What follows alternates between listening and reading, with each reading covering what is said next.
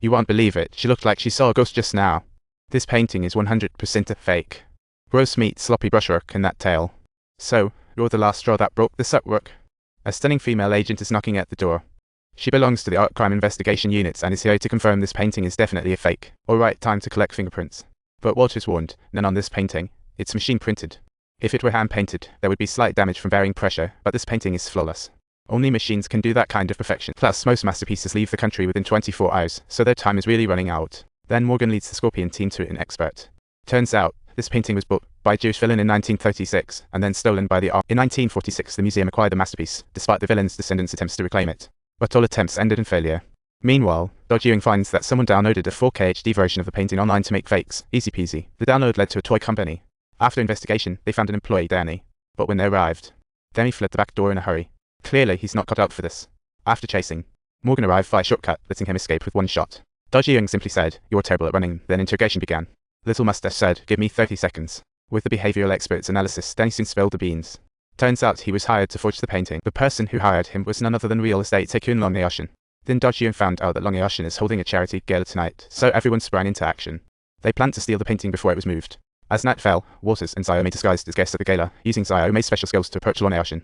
They used high-tech to duplicate his phone info, while Little Mustache and Lee were disguised as waitstaff. Under Ewing's command, they sneaked into the wine cellar, searching for Long Eoshin's secret room. But just when he thought the wine cabinet was the secret entrance, he heard security calling in. They had to abort the mission.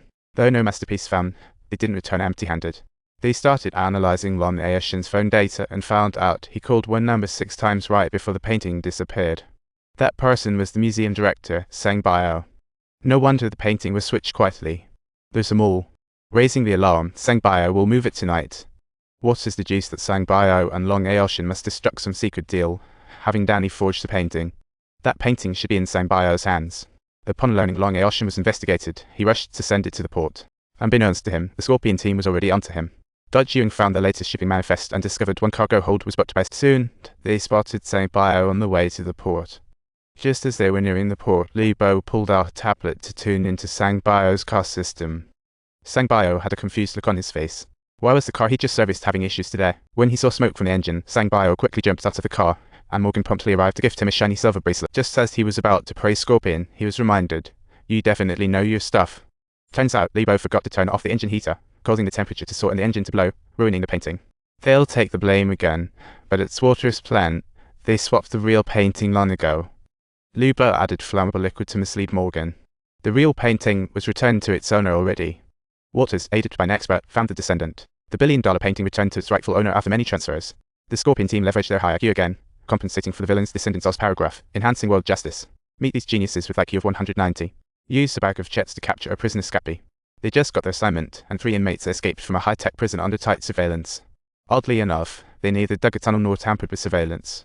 They literally seemed to vanish into thin air. This strange jailbreak had the Scorpion team on high alert. The prison warden brought them the info on the 3 escapees. 2 of them were thieves, clearly lacking the skills for this type of escape. A few years back, he was furious about the election fraud regarding a congressional candidate. So, he embedded a virus in the election system, and once the elections concluded, he wiped all the voting data. Looks like Sang Bio was the mastermind behind their silent disappearance. Waters asked if all the exits were under surveillance. The warden thought for a moment and finally recalled one area, so they quickly headed to the abandoned waste vent. Although there were no cameras here, it was a dead end, so escaping from here was clearly impossible. After inspecting closely, Lubos' eyes locked onto a nearby pillar. He even peeled off a chunk of wall and licked it. Unbelievably, it tasted like toothpaste. He punched the wall and created a hole, revealing a wire connected to the door lock. A wireless signal receiver was attached. Confused, Waters said the escapees cleaned the utility room. They knew there wouldn't be any cameras, so they knocked open the wall to install a receiver, which collected the signals for opening doors and sent them to their phones. The warden protested, saying, "My place is heavily guarded, and such phones cannot just roam freely." But no.